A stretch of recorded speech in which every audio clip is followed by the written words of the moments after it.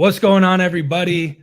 It's Brian and Ben. Welcome to 4FTV, where we cover all things faith, family, fitness, and freedom. And today we are continuing last week's discussion, but getting a little more nuanced and direct with it and asking, why are less people getting married and are traditional values in nuclear families outdated? Light topic. Very Ben, light. what's your opinion? Where should we lead this conversation for our viewers and listeners? I mean, to be honest with you, have you ever seen one of those like ant farms, like in the glass, right? Yeah. And there's a million different mazes and several different entry points. I honestly feel like that's how this topic could be approached. I don't think there's a right or wrong access hatch or tunnel to pick to kind of delve into this with, but it's definitely multifaceted in influence and in correlation with changes in our societal structure and stuff over the last few generations, particularly the last one generation, specifically. So why don't we get into when we were doing some work behind the scenes? As you guys know, Ben and I prepare for all these episodes, and we started writing down some claims that we hear a lot through listening to other podcasts, reading other articles, trying to get as informed as possible around these topics when we bring them to you in our episodes.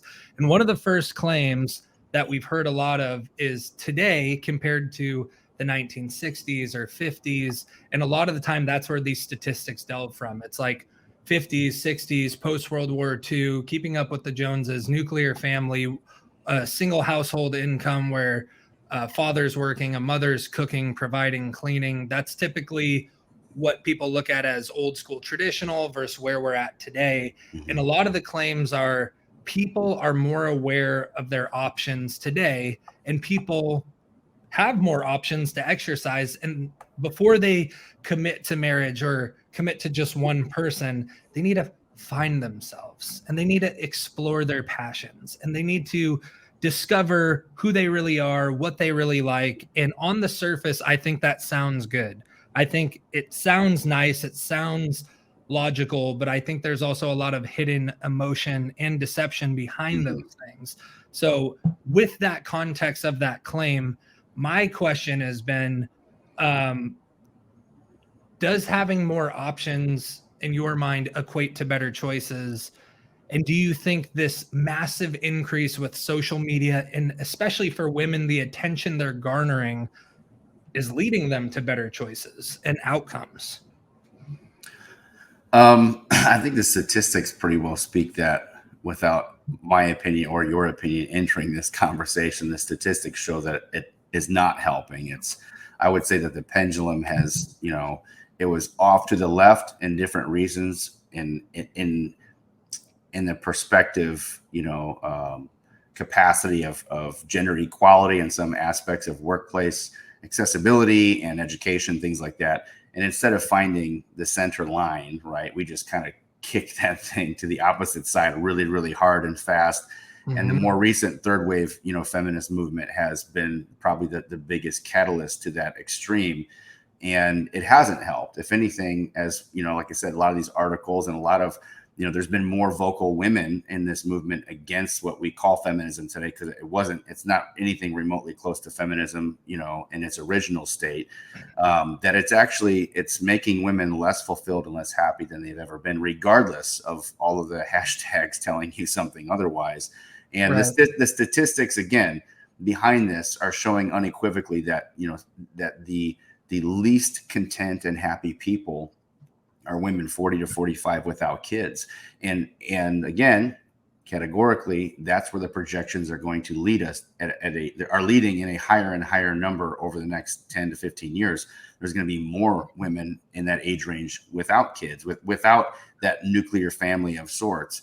And there is, I do believe there's something hardwired deeply in us, in our substrate of both physical and metaphysical purpose and design, that there is, and again, there are outliers. Like if that you are born with some serious psychopathy and or other things that would make it impossible for you to love another human being, maybe you should not have kids.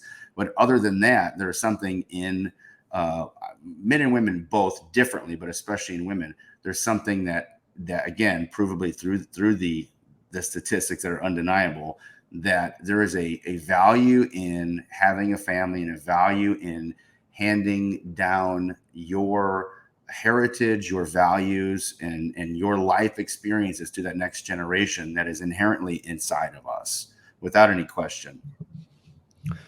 Yeah, I completely agree. And again, what Ben is saying, and this is something one of the podcasts we listen to with a host named Pearl. She's awesome.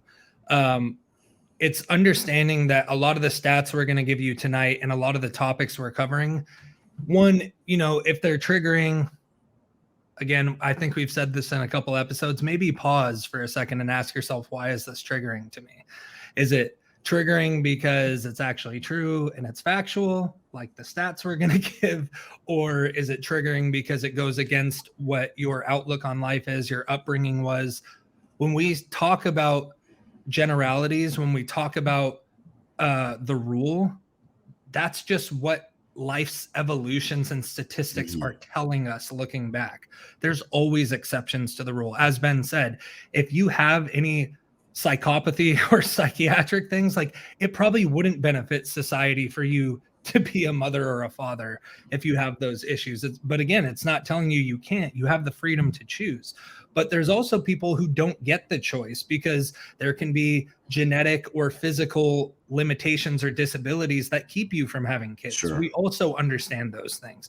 You could actually say, you know what? Since I've been young, the idea of marriage has never sounded good to me. I've wanted to be a one man or one woman show. I want to reach the absolute pinnacle and height of my career. I want to be single so I never have to think of anyone else when I get to make a decision. If I want to go and help people in third world countries, I can. If I want to go get drunk tonight, I can. If I want to work 100 hours this week, I can. Like, none of those things are inherently good or bad. It's just the situation that you're in. But understand that those are all exceptions to the rule. And when you feel like you can't say something because you're generalizing, well, if there's nothing to generalize from, there's no truth in any statement that you're making. Sure. And yes, backing. Yeah. And that's the other thing too, is you want to, if there's somebody out there listening to this and you're like, well, that hasn't been my experience at all, or there's always somebody who wants to argue and fight. You could say, research shows that dogs bark, and then somebody's going to be like, well, my great aunt Mildred had a neighbor who had a dog and I never heard that dog bark. But the fact of the matter is still that dogs bark, right? Right. And so you're going to find those outliers. If you fit into the category of outliers and for whatever personal reason this doesn't apply to you, that's okay. It wouldn't be any different if we were doing a podcast, warning against, the effects of smoke and secondhand smoke. Man, I had a neighbor who smoked since he was 14 until I think he was like 91 or something like that. And he won the genetic lottery in terms of avoiding serious cancer.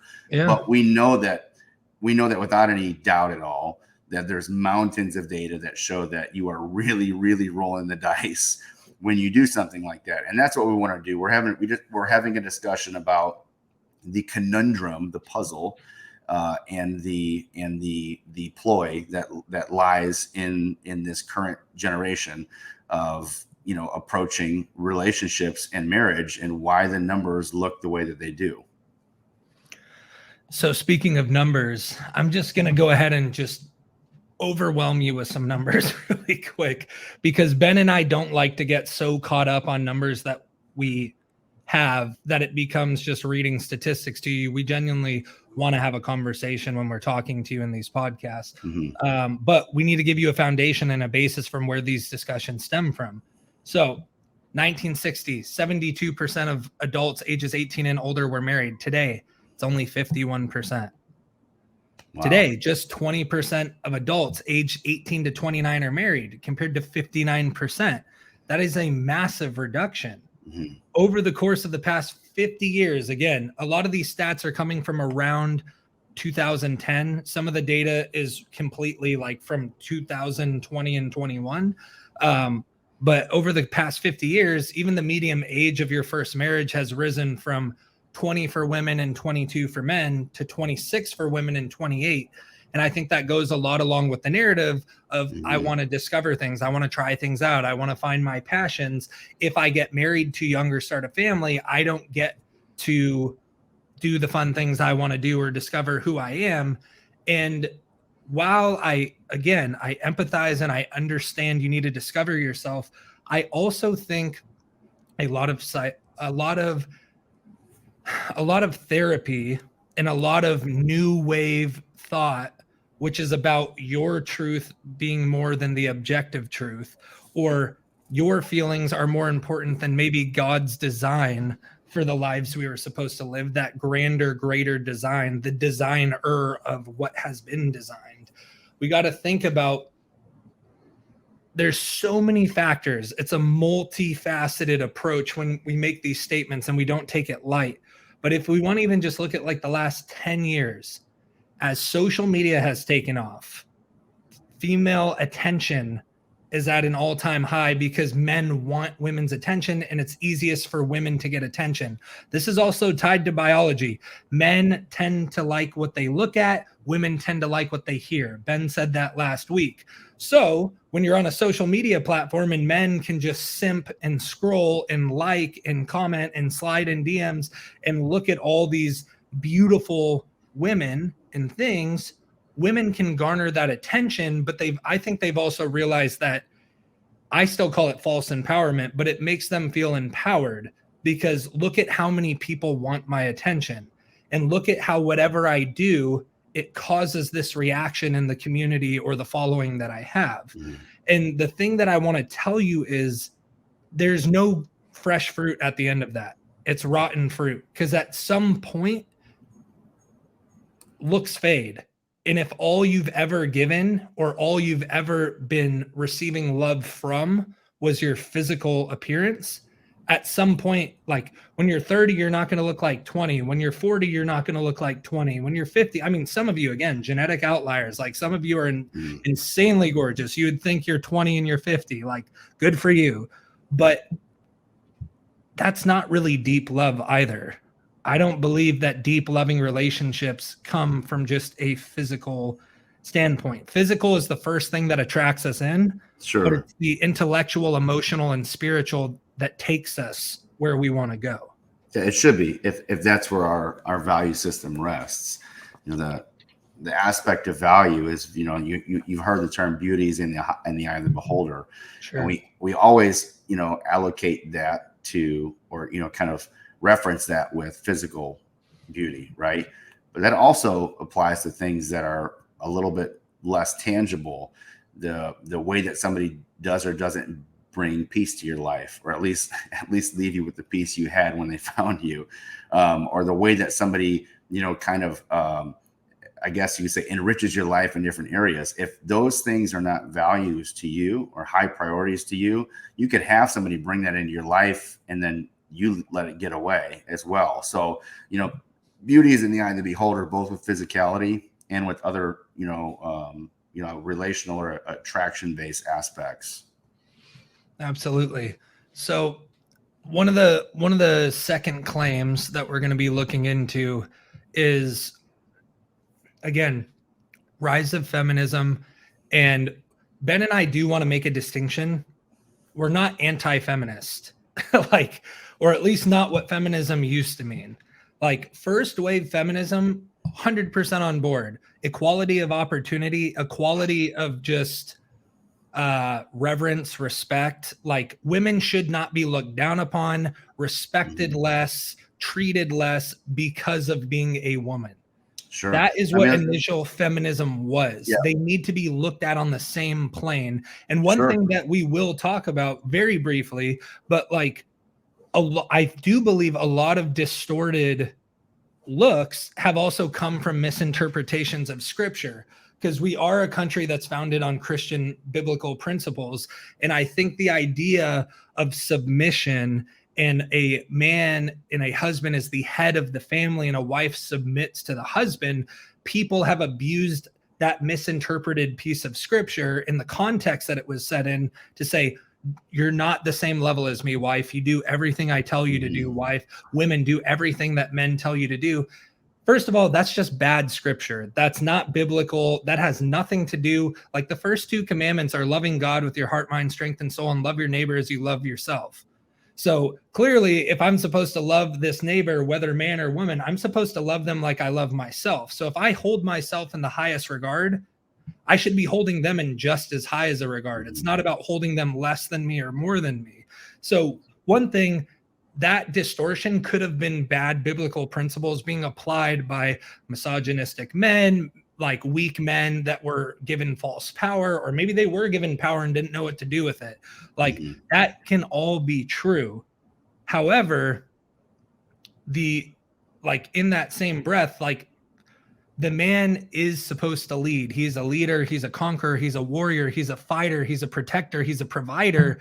Men and women have been given different roles, and that submission was trusting the man who's been given the vision, but that man is supposed to be submitted to God and also submit to the wife to honor her, respect her, love her, treat her better than he treats himself. So I want to let you know, don't cast aspersions over Christianity or biblical scripture when it's been misinterpreted by men who don't know what they're talking about or had an ulterior agenda or motive outside of God's divine design. Sure. And one interjection too that I can't help, I can't help but not, kind of slip in there is that these modern movements toward Marxist viewpoints and away from traditional values and everything that our country was founded on, and a lot of them go back way, way, way before the birth of our nation. But one of the outcomes or results of this is that by far and large, fathers have been removed from homes. And when it comes to since you mentioned men who are supposed to be submitted to God, accountable, I can't stress how important it is, for the female listeners out there, for my daughters, one day if you're watching YouTube and listening to this episode, that you're with a guy who's truly accountable by choice, who has a posture of accountability and honesty, even when he's at fault or even when he's wrong. Because the fact of the matter is, going back prior to this generation or two, probably the last two generations or so, there was always a heavy presence of a male counterpart that acted as some kind of lighthouse, some kind of filter, and some kind of barricade against unscrupulous characters who are not eligible to be taking out my daughter or my sister, or my friend or my cousin or whoever it is. There was a thorough vetting process that was far more typical and far more common than it is today. And so I place a little bit, I can't place the blame on the men who have been removed from those positions, because I know a lot of cases where that has happened, but I do place some responsibility on the shoulders of men who have those opportunities and don't take them seriously.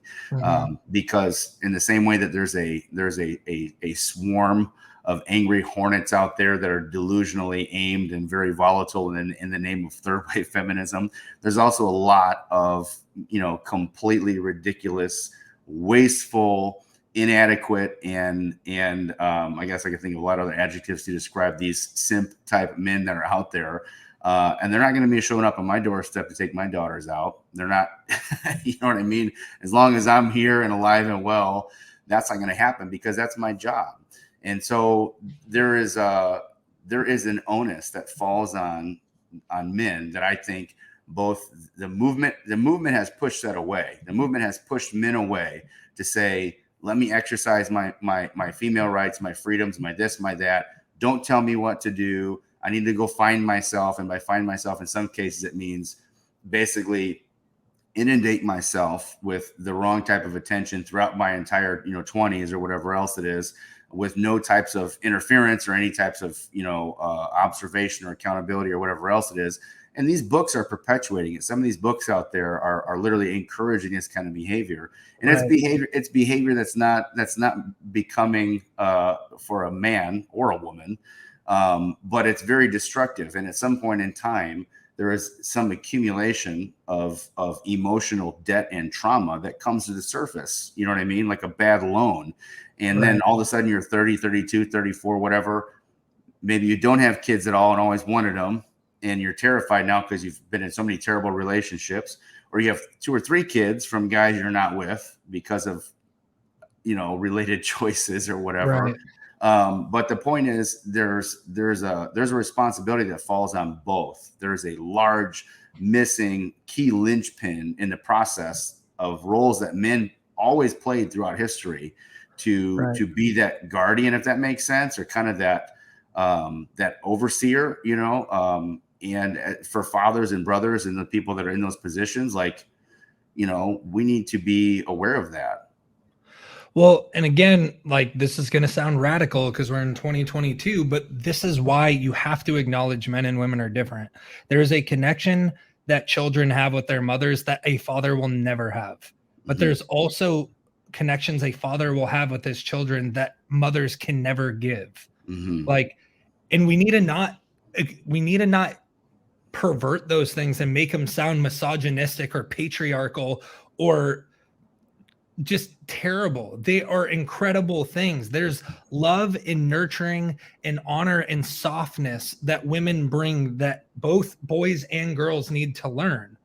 And then there's also hardship and discipline and strength and perseverance that a father teaches his kids. And like, again, it's kind of like what Ben's saying, but it's like, moms, teach your women how to have discernment. Women are more discerning than men. They can smell shit before they encounter it. But if they've been raised properly, give them good values, teach them honor, teach them respect, teach them that men are not horrible, oppressive people. Some of them are. Again, exceptions to the rule, outliers. Please don't tell me that the majority of men are all patriarchal assholes that want to oppress and abuse women, because they're not.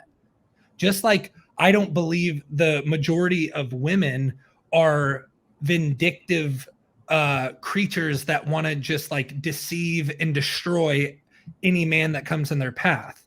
But I think both those numbers are starting to skew in the day we are. Like, it used to be like, here's the average and here's the little outliers at the end of the spectrum. And now that end of the spectrum is becoming more normal because we're, again, social media, choices, narcissism on the rise, all these things taking fathers out of home.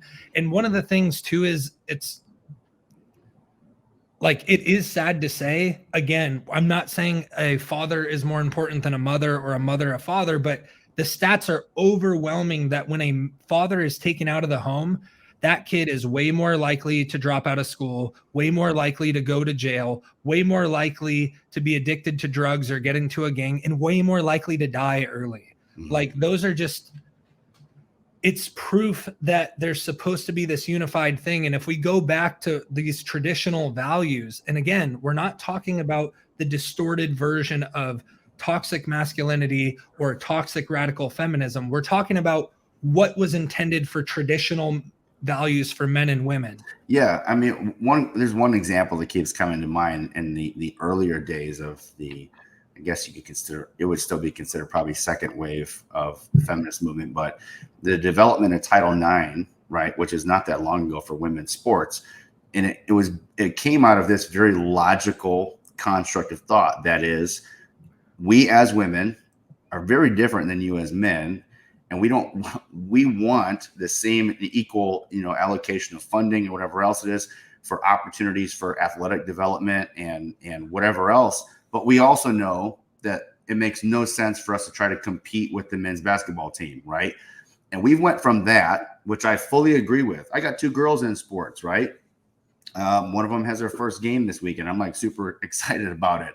But the point is, we went from that very logical thought process to say, we are so different, but we deserve this equally. And it's 100% true. We went from that to this wave of feminist movement. I guess it's ridiculous to call it a feminist movement, but it by far and large is considered that, and liberal progressivism, to fight for the idea that there is no difference between men and women. And we have men, basically land blasting and completely destroying women in sports, right?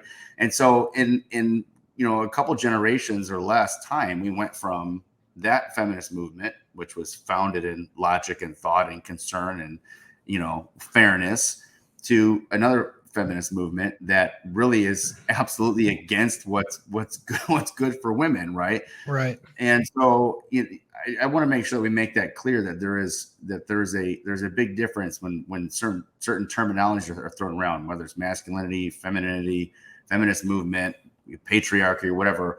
They are not all one and the same. And throughout time, we've seen some ridiculous differences in how those things manifest. Well, and we're acting like differences are terrible things. Differences are incredible things. It like you got like, if I'm going to make a semi-loose and sort of like harsh comparison, it's like if you look at like eugenicists and you look at people that are like, I don't want differences. There's one elite way to look. There's one elite way to live. There's one elite culture.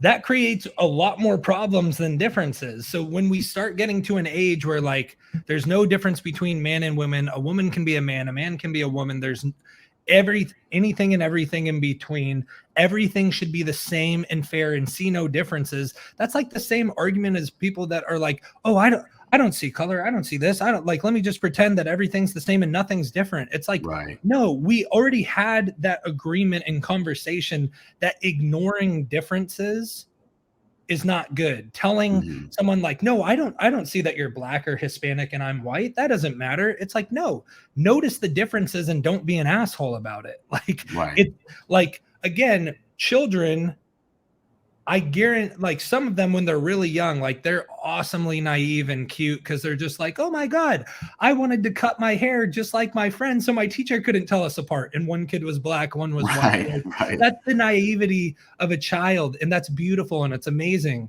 But to ignore what you learn, the problem is when you learn the differentiation and the differences, are you being told that it's a bad thing?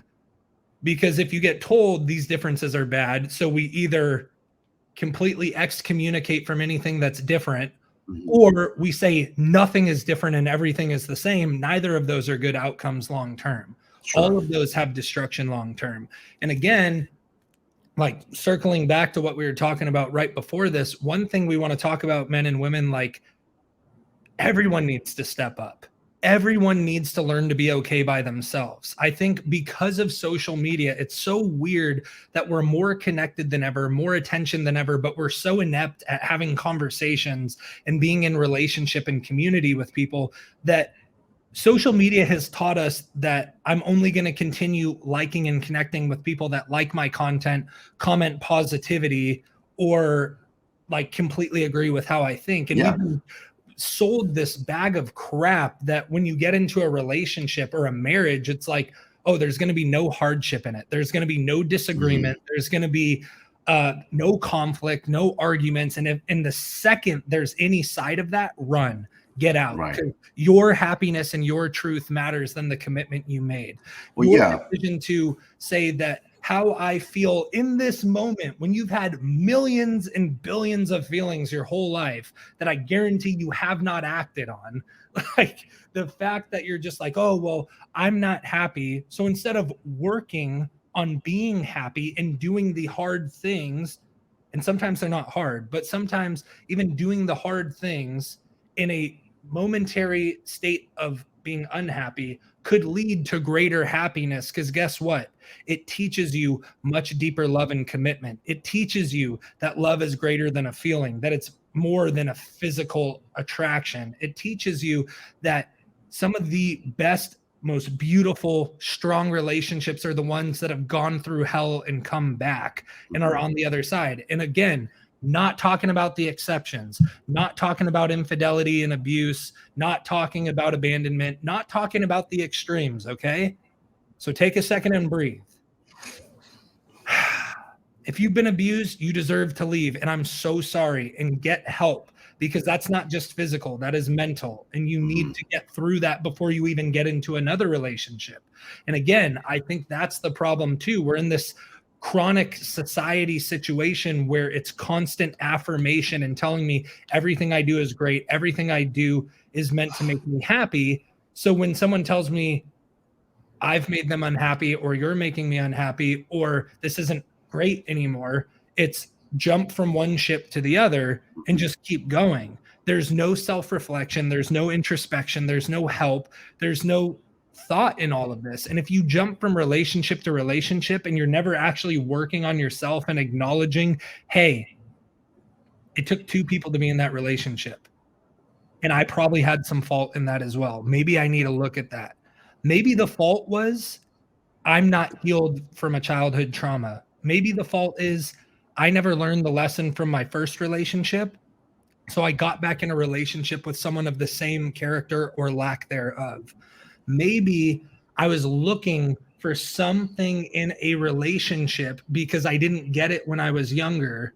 I wanted to be told I was pretty, I was good enough, I was lovable even when I lost or when I quit or I stopped something. That love was not conditional to performance, but it was unconditional. Maybe you keep hopping relationship to relationship or marriage to marriage, seeking that instead of understanding that has to come from you first. That has to be the relationship you have with God. And then that has to be the relationship you have with yourself. If you only post pictures when you feel happy, you're setting yourself up for failure. If you only say I look good when I'm in peak shredding season, but when I'm bulking, I tell myself I'm ugly all the time, like, again, you're setting up these narratives, and these words are powerful because words shape your reality. So when we're not in a stance of understanding where we're from, if you're in a committed relationship, just think about it. It's so easy to get caught up in a moment of unhappiness or to gaslight yourself or the other person and be like, we've never been happy, we've never been good. Actually, now that I think about it, how I feel now is how I've felt forever. And it's like, I don't think so, because if you were truly miserable and unhappy for 5, 10, 15, 20, 30 years, it also says something about yourself. And again, we're not talking about if you've been mentally or physically abused and are trapped. That is a horrible situation. But I'm talking about when you chose to go into a relationship when you saw the red flags because you thought it was better to be taken than single. It was better to be partially loved by someone than have to love yourself and not look for it outside. And you committed to something and you stepped into something that you truly were never going to give your all to, or they were never going to give their all to you. And now it's created a situation where it's like, this isn't great. This isn't good. This isn't fruitful. And I think that's ultimately why, and I'm not just going to blame third wave feminism or toxic masculinity or everything on this, but we do have to understand, like, the further we've gone away from what, apparently was working in the 50s and 60s, first marriages are ending 51% of the time now. Like, it's actually crossed over the 50% mark. Mm-hmm. Your second marriage isn't better. You're even more likely to divorce your second marriage. In your third marriage, it's like you might as well just start tallying up how many marriages am I going to have? How much alimony am I going to pay? Mm-hmm. How many childs am I going to support in different marriages?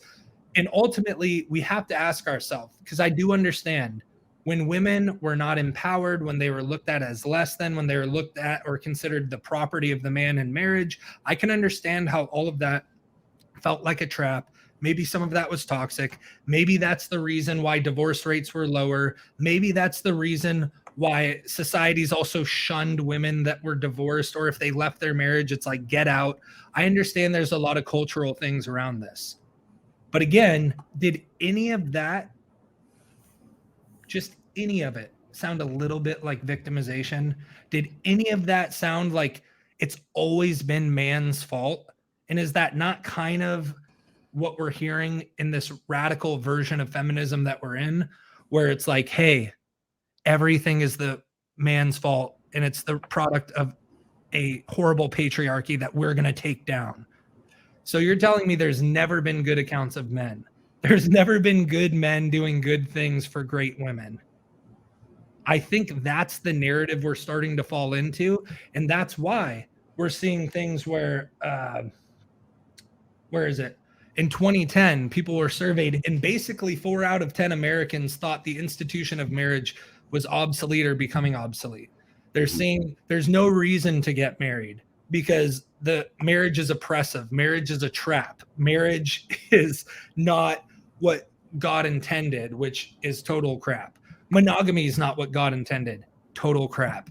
Like, there's a lot of lies that we're being told now that I think are getting us further and further from an objective truth, and it's becoming morally relative to the individual. And the scary thing about that is that's completely correlated to the rise of narcissism, because if you believe that your truth is the ultimate truth and everyone subjects to your moral relativity, then whatever you say is good or bad is the truth about the entire world or the universe, and anything or anyone that objects to your moral outlook on life is oppressive. Mm-hmm. And that's a very dangerous place to be. Well, for sure it is. And I think that the normalization of our, all these little, I call them like, micro steps of communication norms leading up to any significant relationship, let alone marriage, has basically conditioned us to always have a lack of mannerisms and standards that used to be required throughout life that are no longer because of social media's, communication standards, Sure. and how the relationships are kind of weaved into that. So, our parents, I don't think I ever heard a story about somebody really being ghosted or stood up like before this generation. Now it's like, it's normal, it's commonplace. There's like, there's a million different stories out there you can hear about somebody who talked to somebody for a week or two or a few weeks or a month and had all these conversations, planned a date, just didn't show up, just decided not to be there. And so I guess my point is that we start to grasp onto cultural, norms, both because they're taught to us and because as humans we have a tendency to always kind of be reaching for the outs and excuses that leave us with the least confrontation and the most comfort, right? And so I think those norms of relationship and social media have just led us to the point where when we actually get in any significant type of conflict or any type of puzzle that we have to really solve or put something into, we're looking for like the way we can just pull up a button and block or delete somebody. And so if that's what we've been conditioned to, then you end up in a monogamous committed relationship, hopefully a marriage with somebody. And it's like, man, this is not as easy as I thought it was going to be, or this is not as much of a highlight reel as I thought it was going to be. And I've been conditioned for the last 10, 15, 20 years, whatever, to be able to just kind of like back out of this thing in whatever really easy means that I have at my disposal. And we've also kind of, normalized that in a way that's borderline sociopathic. Like, you don't even care about how that affects the other person from an emotional, functional, or practical standpoint. And I've heard it. Like, I mean, I've heard people tell stories about it. Like, it's funny that you just ghosted somebody or just dropped off the radar entirely. But I think that's a real tip of the hand to, what game we are. That's what it is essentially, what type of games we're playing today relationally. And it's no surprise that when we get to the big leagues, marriage or anything remotely close to that, when things don't tickle our fancy, as our ancestors used to say, my grandparents use that term, like when they don't entertain us, when they don't really kind of like, appeal to us the way that we want them to, it's like, we just cash for clunkers with this relationship. We're just going to trade this thing in for the next thing that looks like it's better. Right. And again, that's social media, that's dating apps, that's everything. It's taught us what are the least amount of words, the least amount of messages I need to send to get this person to say yes. And then what are the best pictures? It's basically like pre-selling yourself. And don't get me wrong, like, this is also why marketing is like a multi-trillion-dollar industry across the world, because it's ultimately about what pictures and videos and minimal words can elicit the most emotions out of people, what can wrap people into it. And the crazy thing is that's plagued the dating society now. So now on Instagram, it's like if you have a blue check mark, you don't even have to say anything. You just slide in and basically just send an eggplant emoji, and then someone throws a thumbs up and it's like, sweet, we're having sex later. Like, Right. And again, that's also minimizing, like, let's not minimize what sex actually is. That is a bond. That is two flesh becoming one. That is a spiritual soul tie of someone. Essentially, that again, when we take the spiritual out of it, this may sound crazy to you guys, but there's a reason why women, the more people you sleep with, the easier it is in a marriage, because according to stats and data and many other people who do this for a living that we have listened to, so you can at me in the comments if you want, it's not going to bother me, but like ultimately men can be less emotional about sex, and it's typically like the whole adage of the notch on the belt, or it makes them the big guy on campus, or it makes them the boss in front of their friends, which a lot of you don't like. But women, it's much more emotional. There's usually an emotional affair before a physical one. And with men, it's usually physical and it becomes emotional. So one of the things you need to understand is the more people you let lay with you as a woman, the more references you have to what you want, the more people you're tied to. So when you bring that into marriage, it's also very easy to be like, yeah, he's an awesome guy, but I remember the sex was a little better with that one guy 3 years ago who didn't pay me the time of day, but at least the sex was good. And it's just like, to minimize something like that, to have all these references, like, do you really think as a man or woman, if I can recall 100 people that I've slept with, do you really think that's healthy for a lasting relationship when you can constantly compare what you have versus what you had, what you're going through with what you've gone through? That was never the intention. That's why sex is supposed to be in the confines and boundaries of marriage. That's why God laid it out that way, because he knew when he made it, it would be one of the most pleasurable, enjoyable things you would ever partake in, but it would also be two people becoming one and having a connection that can't be broken. Yeah, there's definitely there's a chemical response, there's a biological response in us, and that chemical response is a little bit more heightened in women, and so it's not a huge surprise that categorically women have a higher tendency to attach in that aspect than men. There's also societal constructs and norms that have been built around that like you said reinforce, I'm going to call it what it is, reinforce guys being careless. And now what we're seeing is a different movement that's reinforced women being careless.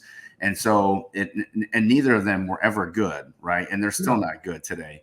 And I think that, if we know that aspects of sociopathy are developed, we're not born with those things, that can be developed.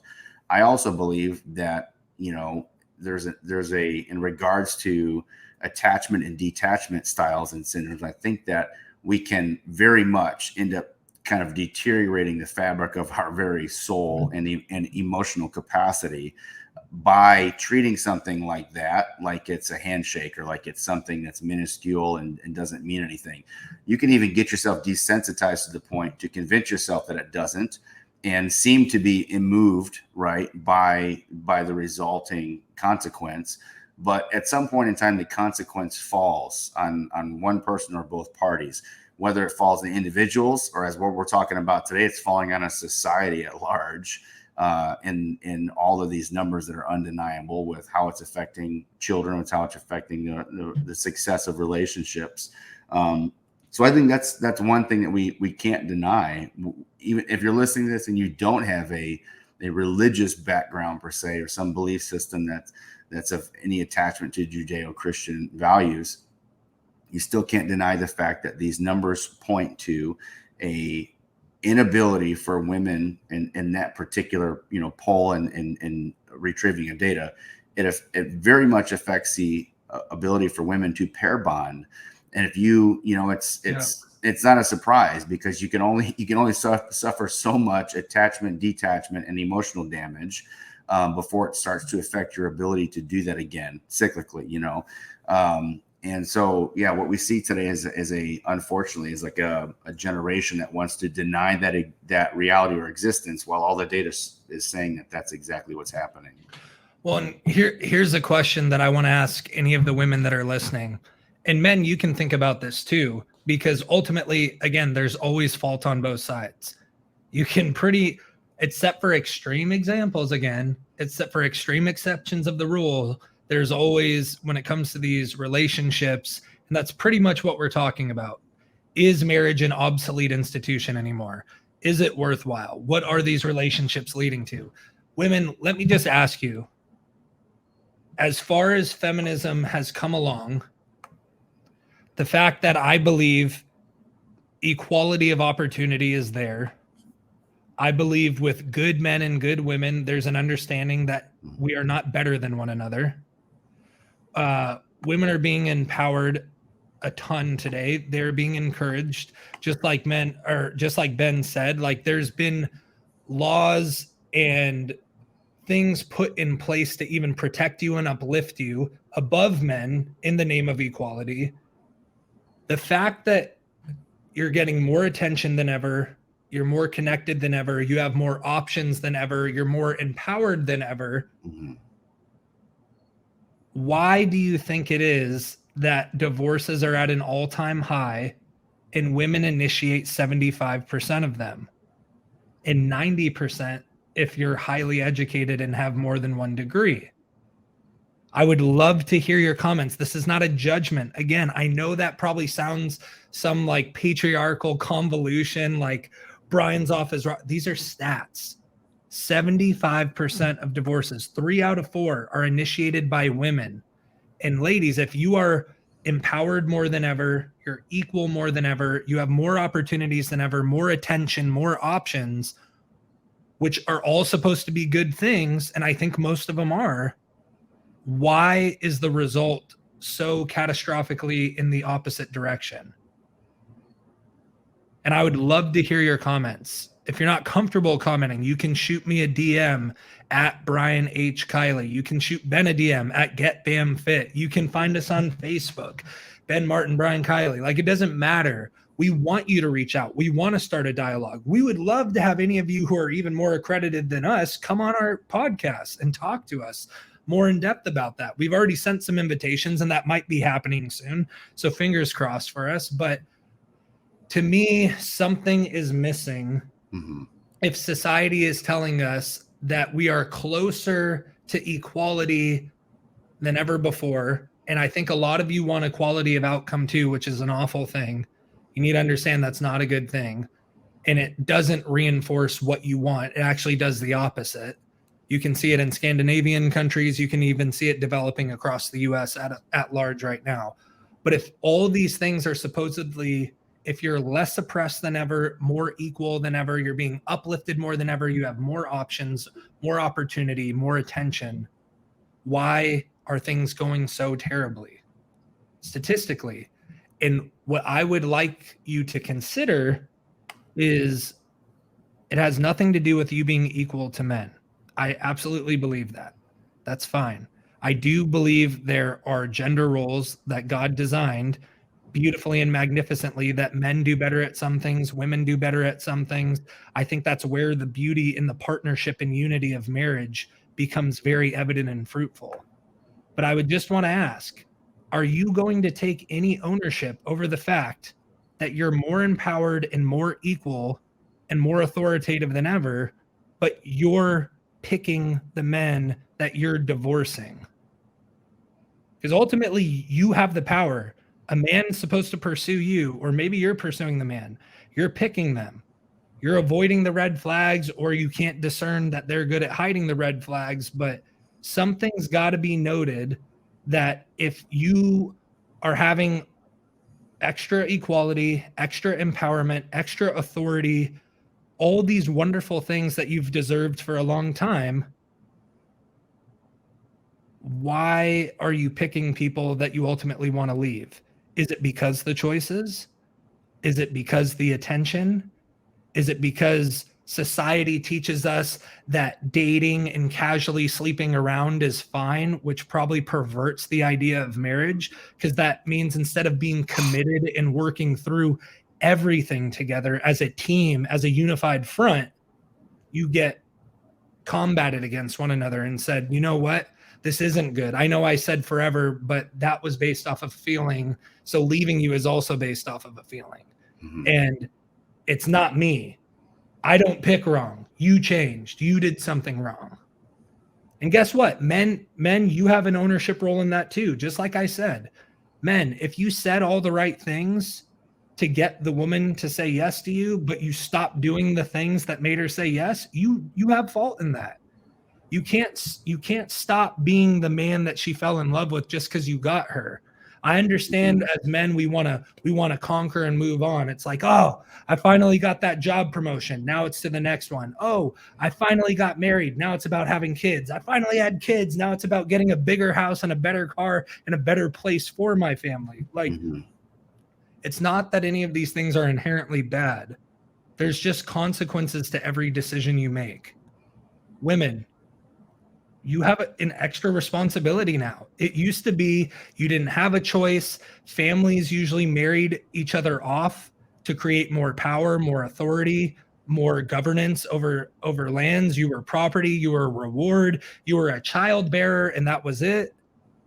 Now, when you're propped up on the same pedestal as men or the same position, and it's equal on all fronts, again, generally speaking, majority speaking, not the outliers, you now have the responsibility that you have hated men for a long time with the oppressive patriarchy.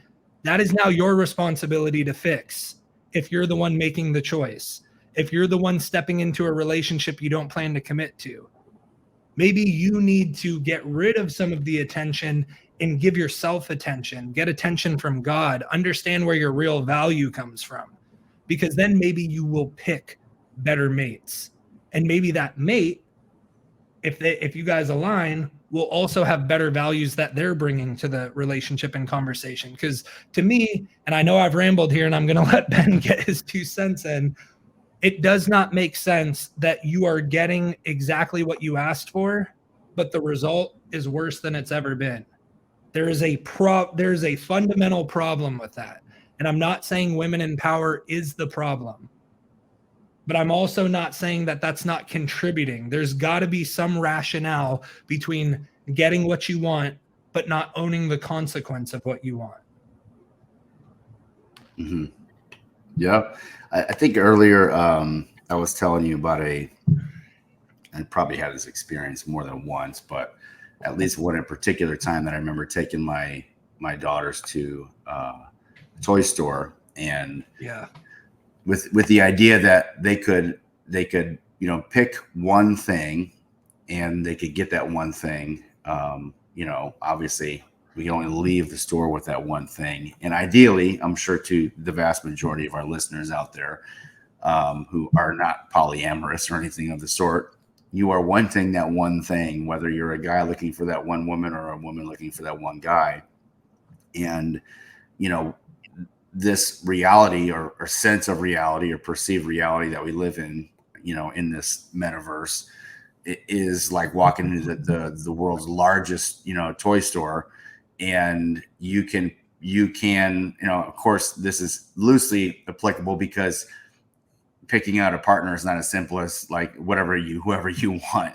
That person has to be interested in you as well. But go with me there for a moment. And let's say you can pick out one thing. The idea of you finally settling after looking at a million options on that one thing is darn near impossible. And then if you have that perceivability of options that you exist or live in this giant toy store, you're going to take that one thing home, and within a week or two, your conditioned state of reference is going to have you bored with it, and you're going to kind of want to go back and get something else, right? And so we've been conditioned to perceive reality as that there are so many options. And if you go back far enough in our history, basically anytime before the last couple generations, when you partnered with somebody, it was truly for the sake of partnering. Like you are together to survive, whether it's survive raising children or literally survive a terrible winter and just make it. Like you wanted to make it, and then you needed that person to not just perpetuate, and continue our species, but to survive all these different, trials and challenges of life. And there weren't that many options. And so, when I hear the argument like, oh, you think, so you're saying that people should stay in an unhappy marriage. Again, I'm not saying that being in I hate to use the term toxic, because toxic is so misused and overused these days, but an abusive or terrible relationship, or a relationship riddled with infidelity or something like that. No, of course not. I'm not saying that. But on the other end of the spectrum, we're also not better off at all. You can't argue these numbers. We're not better off at all believing that we have an endless array of options, and that we can mitigate or basically circumvent the consequences of chasing our happiness, because that's what we're being told everywhere we turn is find your truth. How happy are you? And we think about people that have accomplished things great in history, or even think about some of your own ancestors. I remember, I sit there and talk to anybody who's been married for 50 or 60 years and ask them if they always, were surrounded, by, rose petals and Disney-esque theme songs in the background when they were around each other. The answer is no. There's an aspect of relationship that is something to contend with, and somebody to kind of, I hate to use a term, that kind of wrestle with back and forth as you learn to grow in understanding with each other and learn how to live with that person. And all of those things are not always easy things. It's rife with misunderstandings. There's always going to be opportunities, for some kind of, moment to hold a grudge or bitterness or be disappointed with somebody or whatever else it is. But like you said earlier, from a factual standpoint, there is a rise of narcissism. And one thing about narcissists is they never look at the things that they are doing on a regular basis to say, where am I wrong? Or what have I done to lead to this dilemma or problem? And so when you have more and more people like that, who also believe that they have endless options, it's not a surprise that we end up in this position that we're in this dilemma.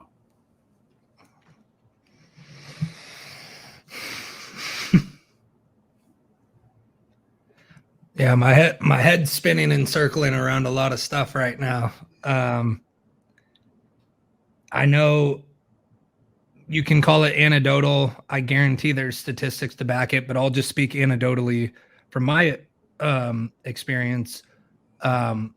Every married couple I've talked to that, like Ben said, 10 years, 20 years, 30 years, said the first 2, especially, sometimes 5, which is crazy to think about, but the first 2 years of marriage are incredibly difficult. You're trying to figure out, okay, I just stepped into forever with this person. What does that look like? What is worth being in conflict around? And it should never be about what do I need to win? What battle do I need to win? But it's like, what am I really like? I can't negotiate on this piece. And hopefully there's not many. And then for the other partner, it's what can I negotiate on and what can I not give? There's certain things where it's like, if you went into marriage saying marriage is going to solve all my problems, marriage is going to change this person, I'm going to change this person. What about changing yourself? Why does the other person have to change for you?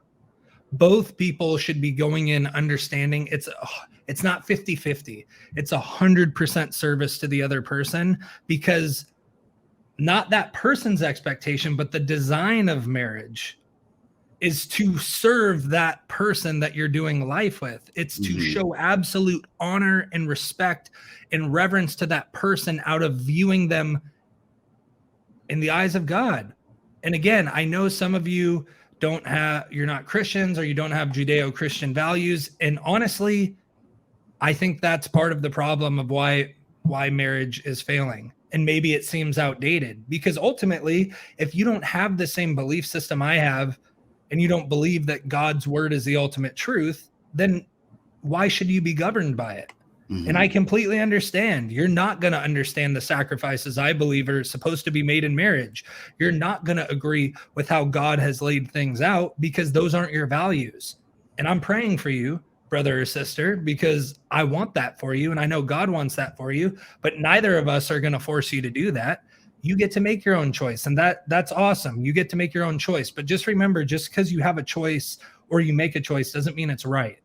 And it also means that you made a choice, so you need to accept the consequences that come with that choice, good or bad. Consequence is not inherently bad. People just label bad things as consequences. But guess what? If I want to love my family, if I want to put my family first in everything, sometimes that could be the expense of a job promotion, because you didn't put the extra hours in, because you chose your family. And there's nothing wrong with that, but there needs to be an understanding in the family that if I'm not going to put the extra hours in, I may miss the promotion, but it's worth pouring into you guys. Or I may need to go for a season of staying at work longer because I see that we're about to have another kid and we need to make more money. So I need that promotion for our family. Again, marriage is the ultimate sacrifice. It's literally laying things of yourself down in service of the other person. So I can also understand why that would be an obsolete model to so many people today, because that doesn't sound good, and that doesn't sound self-soothing. That doesn't sound like something I want to do, because I have to lay my life down for someone else, and I want to just do what feels good to me.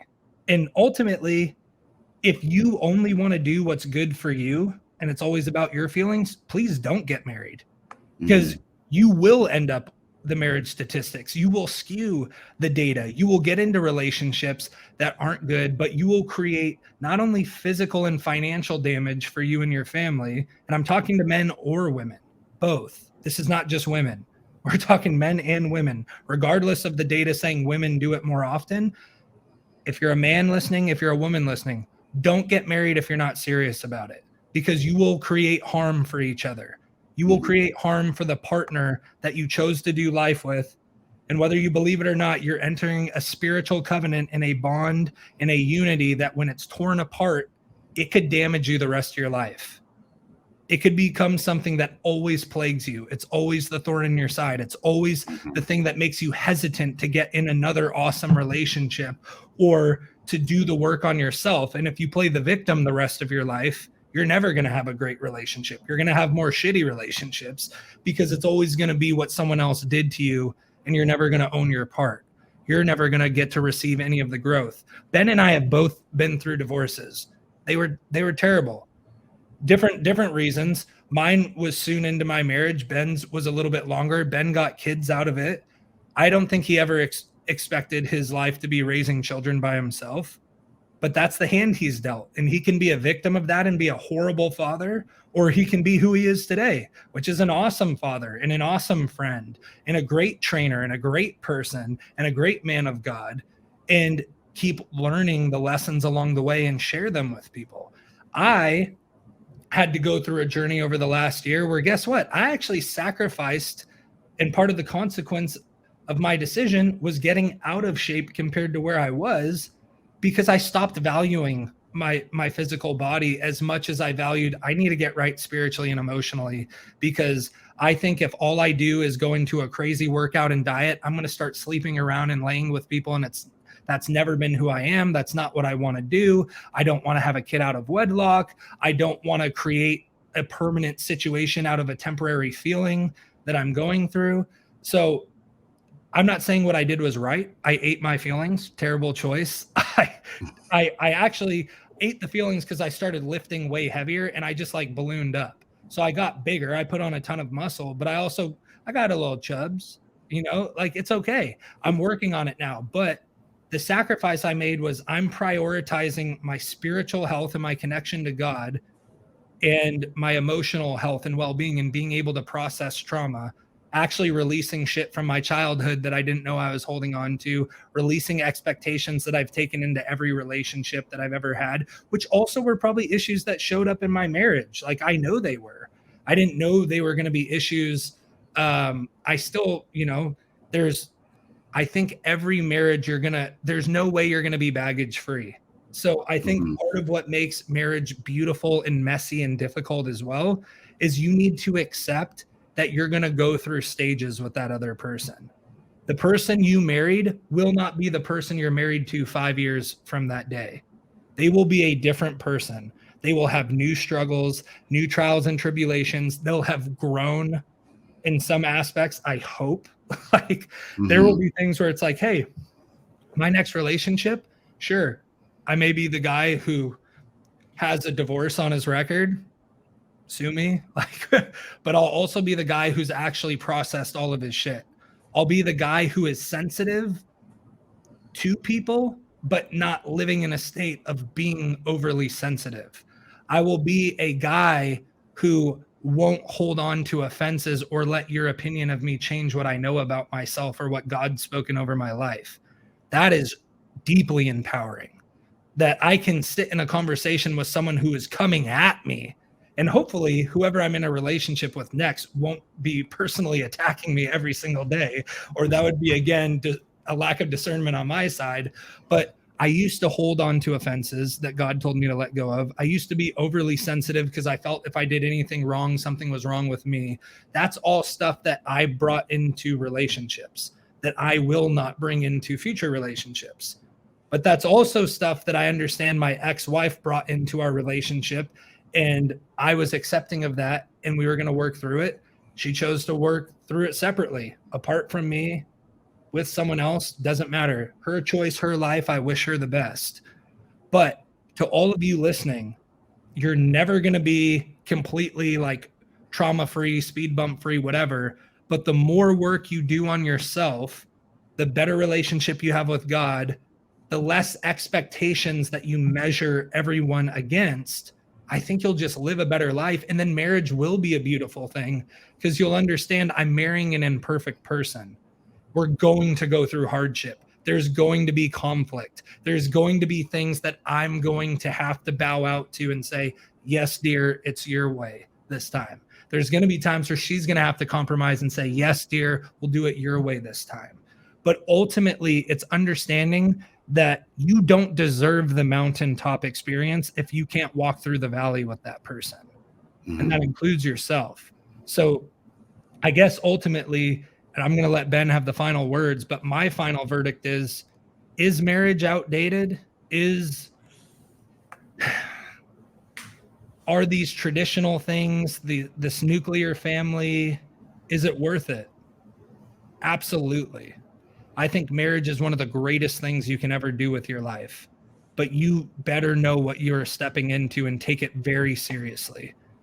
Because ultimately, if you're not ready to lay your life down for someone else, if you're not ready to put other people before you, if you're not ready to sacrificially love, make compromise, deal with conflict, keep learning how to communicate with each other the best you can, and say, no matter what comes through, I'm never taking the back door out, then I absolutely believe marriage is amazing. But I also know I can't do that without God. And I don't know how anyone does it without God, because if I don't have a perspective bigger than myself, then it's always going to be governed by my moral relativity and my feelings in that moment. And I empathize with anyone who is subject to that, because when your master is your own feelings, you're going to make a lot of bad permanent choices on temporary situations. And I would say people that are less likely to get married, you're probably falling under that category. And I would just tell you, there's nothing wrong with choosing not to get married. Paul said you should be abstinent and not get married because you can do more for the kingdom. But if you have the urge to lay with someone and be married, do it wholeheartedly and know that is the number one thing you are going to be discipling to, pastoring to, and honoring God with, your marriage and your family. So just understand, from my perspective, unless you're ready to do that, don't get married. Don't deal with it, because it's one of the most unselfish things you're going to step into or you're going to be called to. But ultimately, I think, and again, Ben and I weren't really planning on going this way, but I just feel the Holy Spirit moving, and this is just what I got to say. I think this is more of a God issue than a person issue. I think taking God out of the school and out of conversations and just out of everyday life like we used to have it has been an infiltration of the enemy, perverting everything that was originally designed, that said, don't worry about this quote unquote esoteric being that calls himself God, that claims he created everything but won't come down and heal you of your afflictions this very second. It becomes a magic genie. And when God is looked at as a magic genie or this evil ruler who could be helping you but he's choosing not to, it's easy to become victimized and say, F you, God, you're not helping me out. You're not a good God. You're not a good father. Like, I don't believe in you, so I believe in myself and my truth.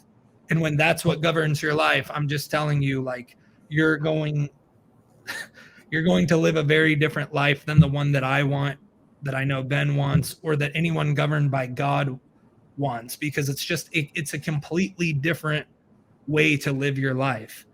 And I just want to remind you as well that Ben and I are living with the consequences of following Christ. There's a lot of sacrifice and consequences, but also understand so are you. But instead of, you're kind of governing your own self. And that also means you have absolute responsibility in the consequence of that responsibility with every single decision you make.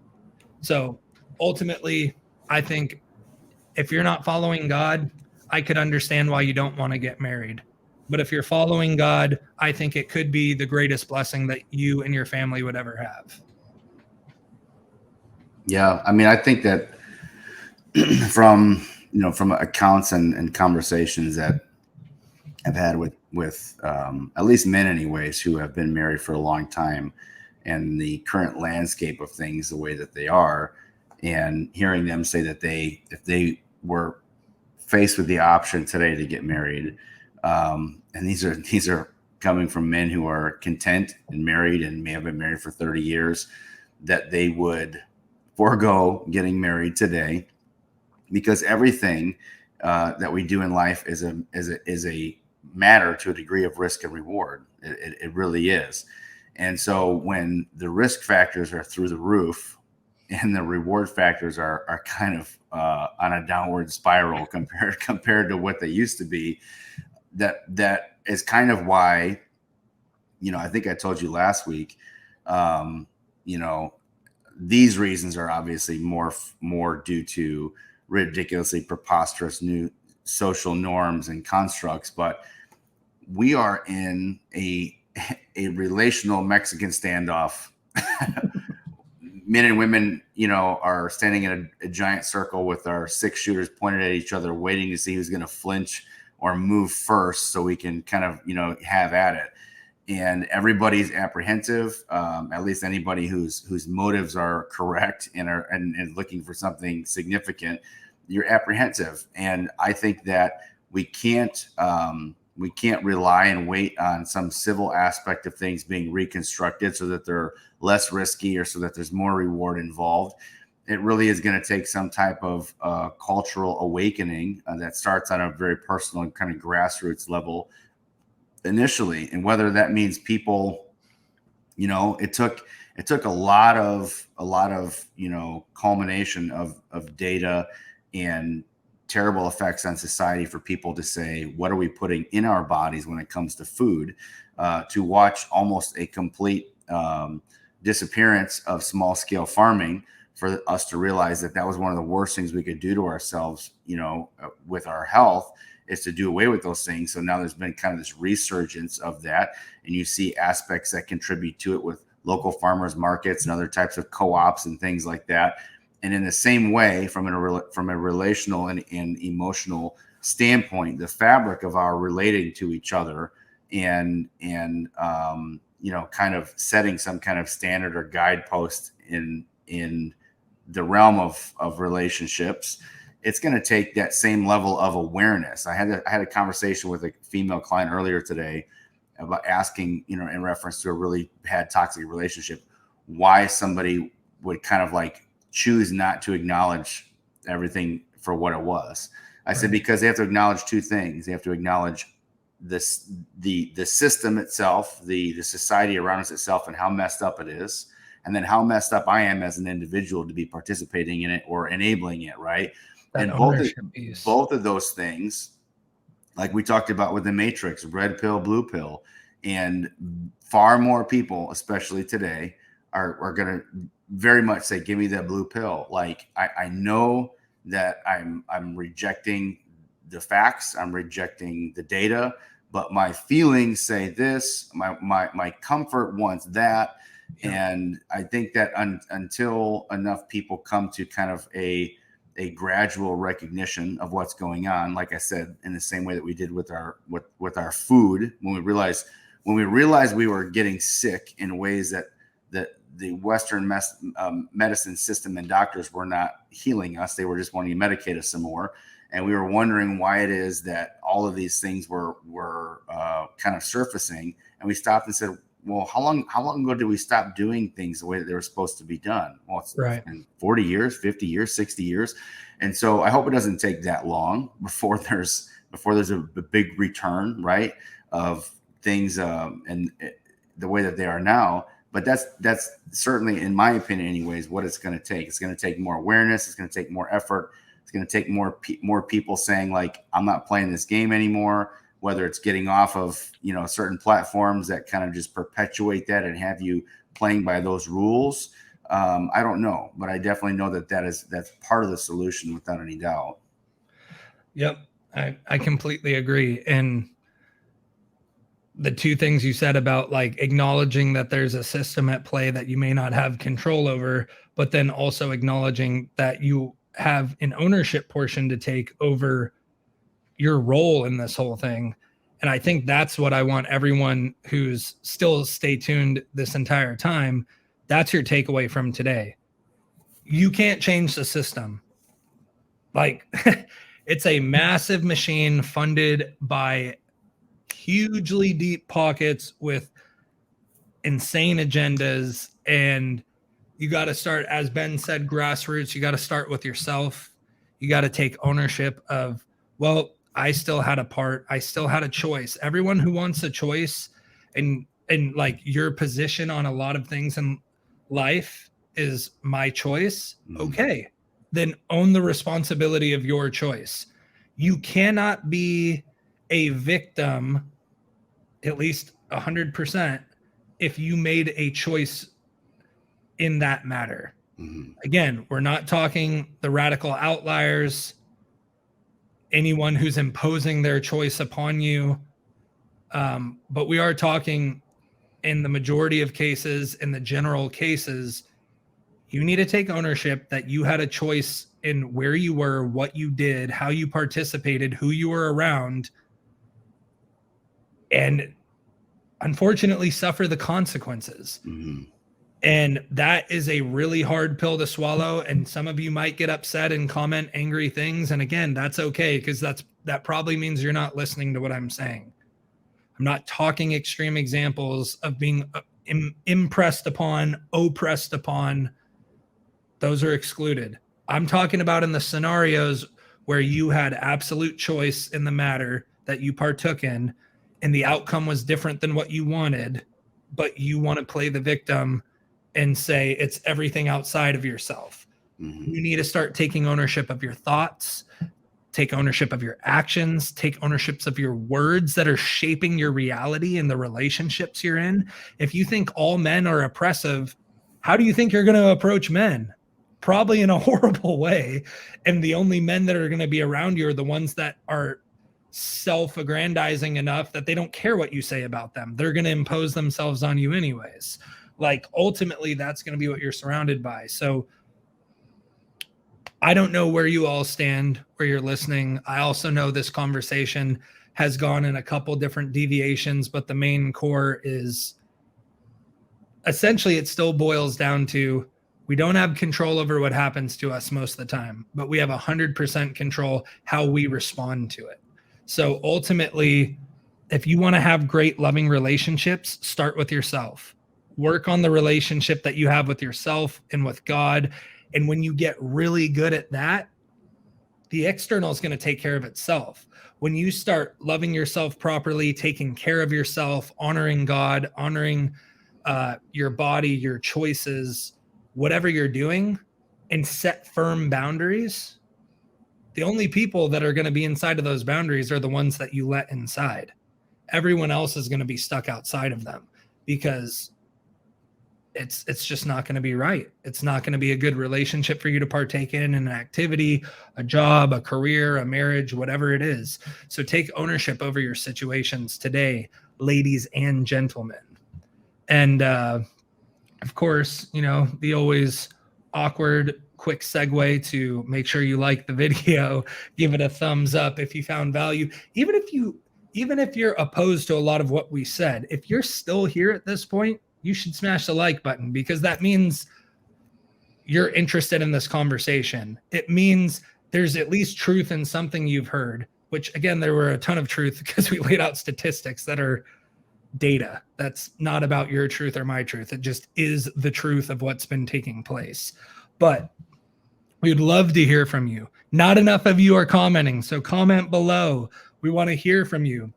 Do you want us to keep talking about this? Do you want us to go back to health and fitness? Do you like that we kind of weave between the 4 F's and we have different topics to talk about? Because Ben and I will talk about anything and we'll research everything, but we want to make sure it's bringing the most value to you, the listeners, the viewers. So make sure that you hit that subscribe button and turn the notification bell to all. We put out 1 weekly podcast where it's the full episode, and we're starting to introduce smaller clips of those episodes that'll be either under the playlist of clips or shorts.